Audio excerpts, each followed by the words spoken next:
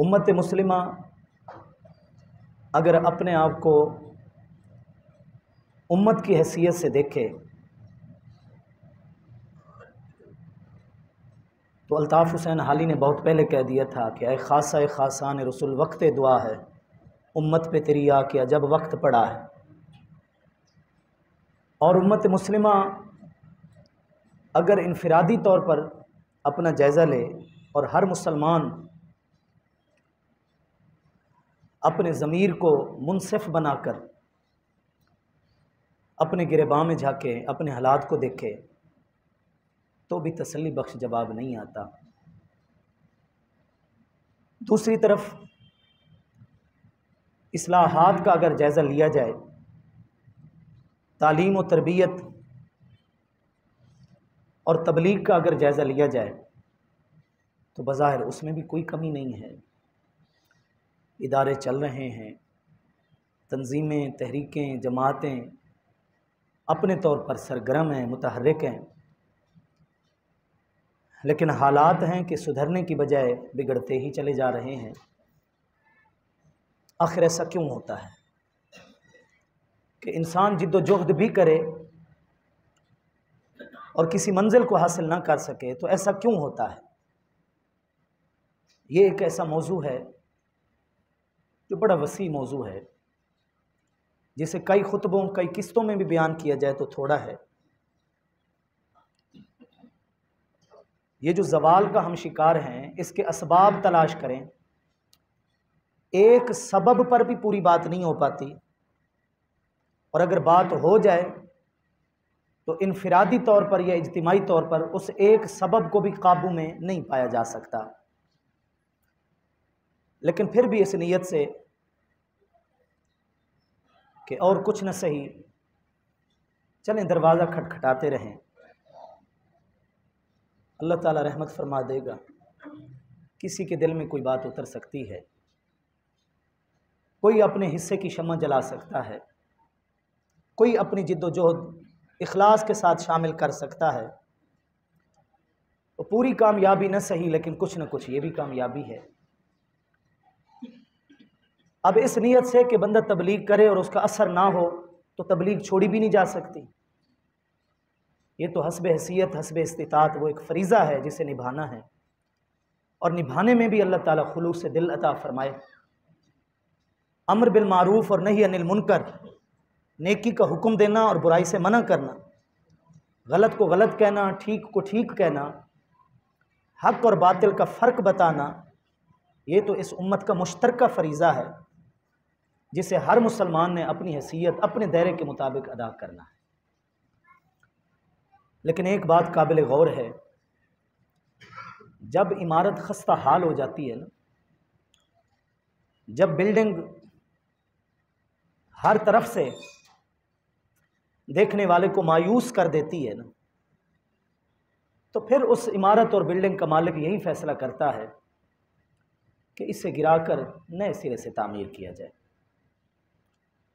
रफू भी करेंगे तो कहाँ कहाँ से करेंगे। अब यार यही तकाजा है कि इसको गिराकर आज सरे नौ मजबूत तरीके से खड़ा किया जाए। हालत हमारी भी यही है। हमें भी शायद नए सिरे से अपने ईमान को समझने की ज़रूरत है, अपने दीन को समझने की ज़रूरत है, अपने इस्लाम को आज सरे नौ समझने और समझाने की ज़रूरत है। क्योंकि राख के अंदर अगर थोड़ी बहुत हरारत बाकी हो ना, और कहीं से कोई शोला जलता हुआ दिखाई दे, तो फिर आग की उम्मीद भी बाकी होती है। लेकिन वो हर तरह की तपिश ही जब ख़त्म हो जाए, तो फिर आग भी तो नए सिरे से जलानी पड़ती है। इस वक्त तजदीद फ़िक्र की ज़रूरत है, क्योंकि मामला इस हद तक सिर्फ नहीं है कि हमें दीन की समझ बूझ नहीं है। मामला अब इस हद तक है जिससे बेहिस्सी का नाम दें तो शायद ये नाम भी कम है, जिससे मुर्दा ज़मीरी का उन्वान दें तो शायद ये उन्वान भी कमा हक़्क़ुहु हालात के मुताबिक नहीं है। और जब मामला बेहिस्सी और मुर्दा ज़मीरी तक पहुंचता है, तो फिर हर चीज़ की नए सिरे से बुनियाद उठाने की ज़रूरत होती है। आज या तो हम दीन को जानते नहीं हैं, या जानते हैं तो फिर अपनी मर्जी के मुताबिक जानते हैं। और फिर सिर्फ ये नहीं है कि अपनी मर्जी के मुताबिक जानते हैं, बल्कि बज़िद हैं कि जिस तरह हम जानते हैं सामने वाला इस तरह दीन को जानेगा तो वो दीनदार है, वरना वो बेदीन है। जिस तरह हम चाहते हैं सामने वाला हमारी चाहत के मुताबिक अपना अमल पेश करेगा तो उसे कामयाब समझेंगे, वरना दुनिया जहां का नाकाम शख्स हम उसे समझेंगे। हमारी हालत ये है। और अटल हकीकत क्या है, जिस पर तजर्बात शहादत देते हैं, गवाही देते हैं कि चलें, जो लोग कहते हैं कि हम तो जनाब पढ़े लिखे नहीं हैं, हमने दीन को ज़्यादा नहीं पढ़ा, वो तो हो जाए ना साइड पे। जो ये कहते हैं ना कि हमने दीन को पढ़ा हुआ है, मैं आपको अर्ज़ कर रहा हूँ, अटल हकीकत ये है कि बहुत कुछ ऐसा है जिससे वो दीन का लाजमी हिस्सा समझते हैं, लेकिन वो दीन का लाजमी हिस्सा नहीं। और बहुत कुछ ऐसा है जिसे वो दीन का हिस्सा ही नहीं समझते, हालांकि वो दीन का हिस्सा है। ये पता है कितनी बड़ी बात है, शायद जो मैं 2 जुमलों में बोल गया हूं। लाजिम को हमने गैर लाजिम कर दिया है और गैर लाजिम को हमने लाजिम कर दिया है। जो चीज़ दीन में फ़र्ज के दर्जे पर थी वो जायज़ के दर्जे से भी नीचे चली गई है, और जो चीज़ जायज़ के दर्जे पर थी वो फ़र्ज के दर्जे से भी ऊपर चली गई है। इसे कहा जाता है कि दीनदारी तो है लेकिन अपनी मर्जी के मुताबिक है। सच ये है कि दीनदार वो होता है जो दीन पर अमल दीन की मर्जी के मुताबिक करता है। यही हाल इस्लाह का है, तालीम और तरबियत का है। हम अमल तो कर रहे हैं, हम मेहनत तो कर रहे हैं, हम जिद्दोजहद में तो लगे हुए हैं, लेकिन पूरा सच ये है कि अमल के नाम पर ही बेअमली चल रही है। वजह क्या है कि हमने लोगों की इस्लाह अपनी मर्जी के मुताबिक करनी है, दीन की मर्जी के मुताबिक नहीं करनी, अल्लाह रब्बुल इज़्ज़त के दिए हुए उसूलों के मुताबिक नहीं करनी, आप अलैहिस्सलातु वस्सलाम के अमली बख्शे हुए जो तरीके हैं उनके मुताबिक नहीं करनी। ये बहुत बड़ी गलती है। इस गलती के ऊपर यूं समझें हमने न जाने कितने बड़े निज़ाम की बुनियाद रख दी। आपका क्या ख्याल है, मस्जिदों में दर्स नहीं हो रहे, महफिलें नहीं हो रही? ये बातें हमसे कोई ढकी छुपी तो नहीं है ना, सब कुछ हो रहा है।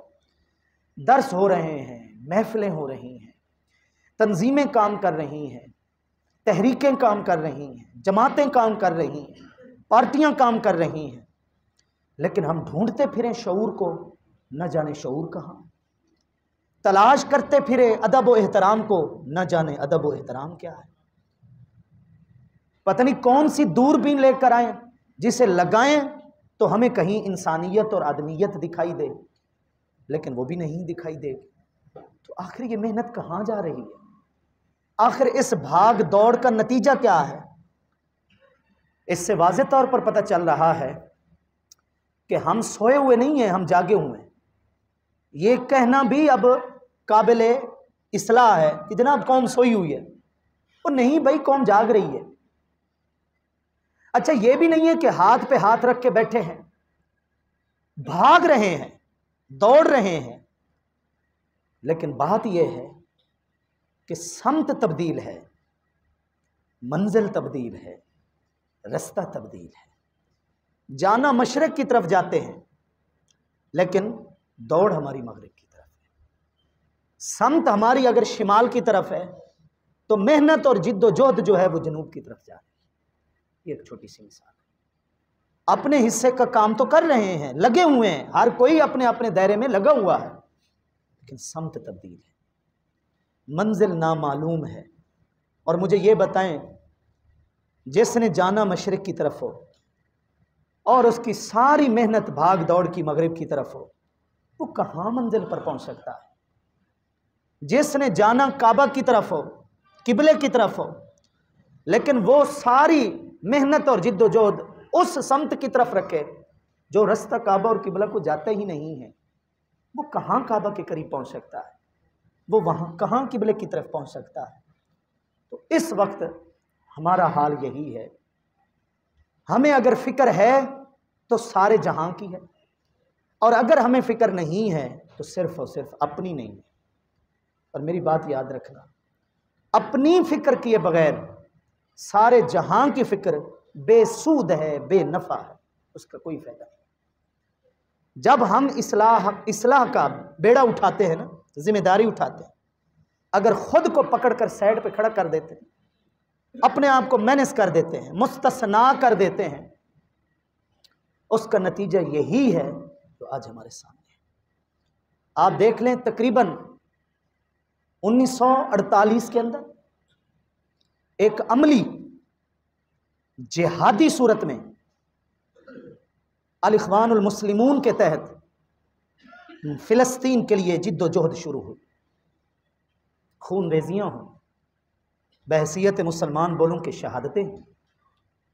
फिर गालबन 1967 के अंदर दोबारा से यह तहरीक उठी, फिर शहादतें हुई। फिलिस्तीन आज भी वहीं का वहीं खड़ा है।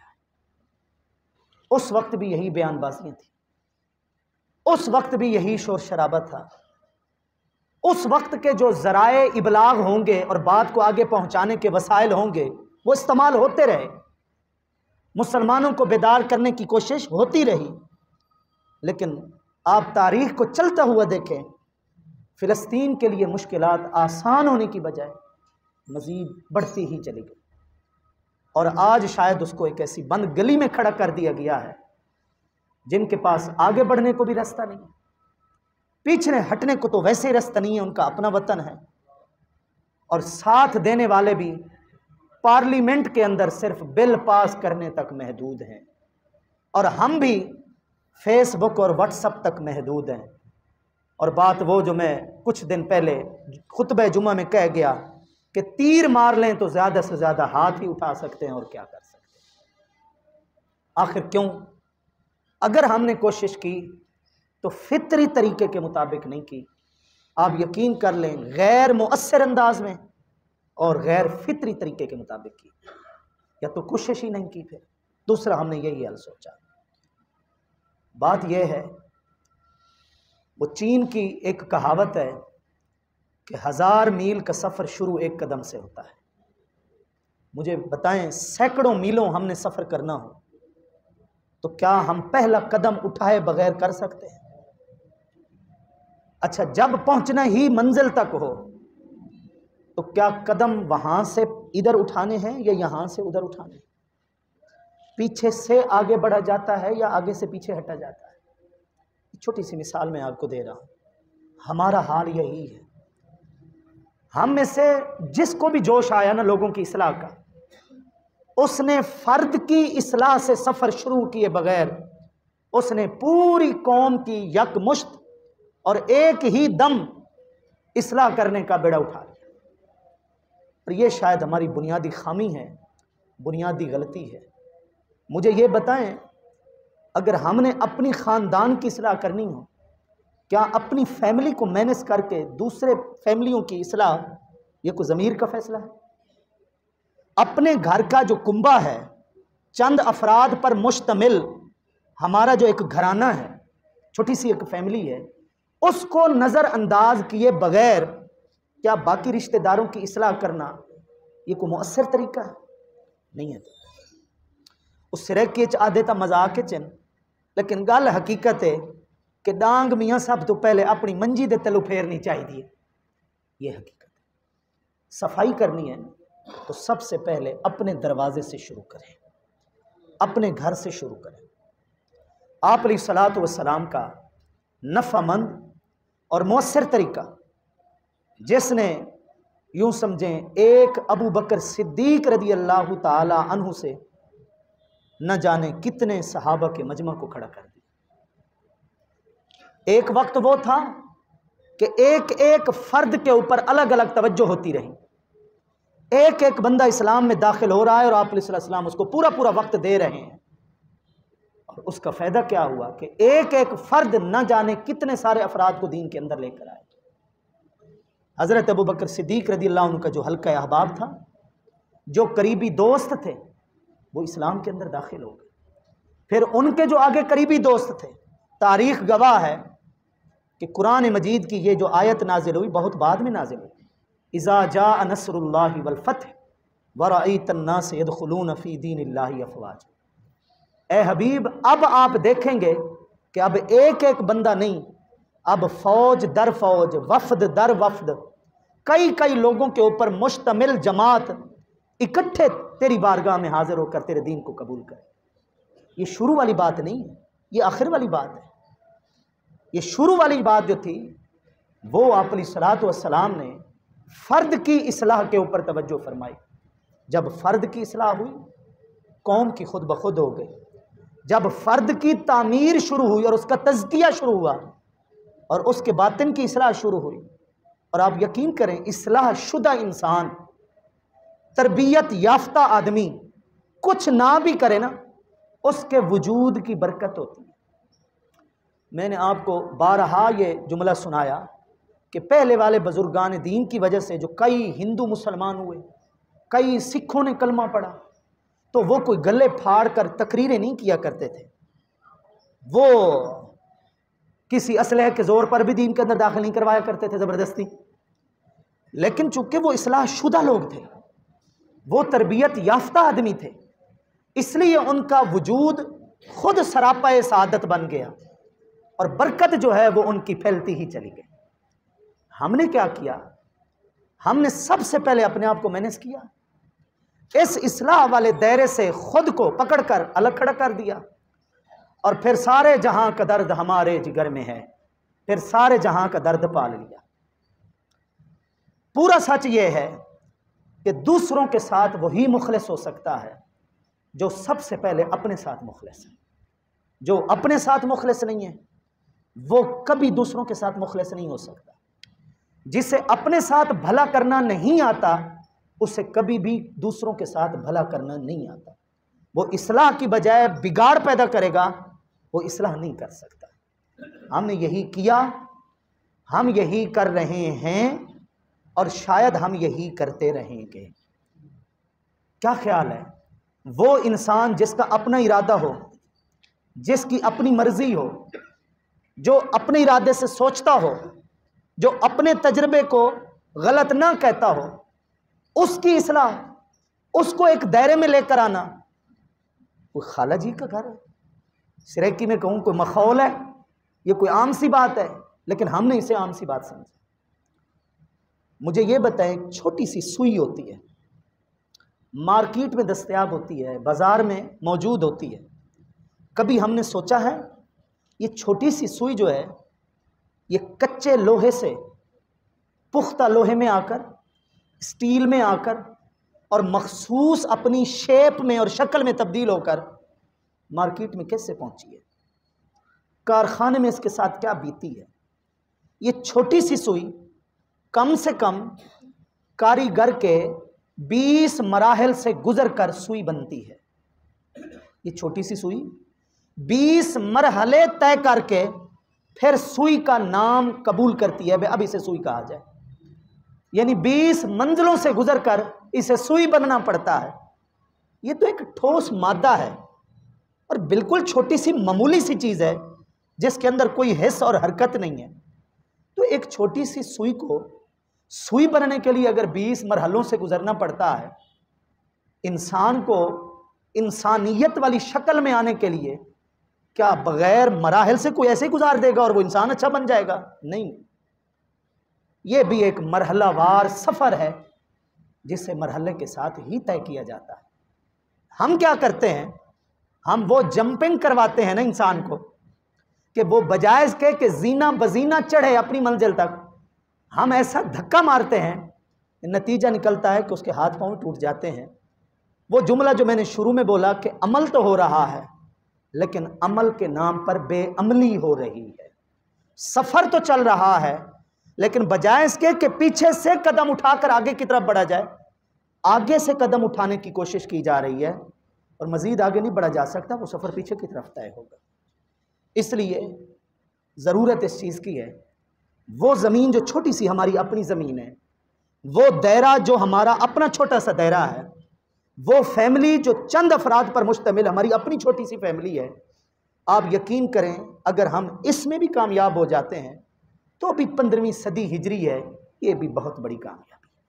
और जब इसमें कामयाब होंगे तो मैं कह चुका हूं, इस कामयाबी की बरकतें होती हैं जो हमसायों तक फैलती हैं। लेकिन अपने घर को नज़रअंदाज करके चौथे कोने पर बैठे रिश्तेदार की फिक्र और पड़ोसी की फिक्र, उसके साथ ये हो रहा है, वो ऐसा क्यों कर रहा है, ये सबसे बड़ी खराबी है। ये दर्द नहीं है, ये यूं समझे ना समझी है।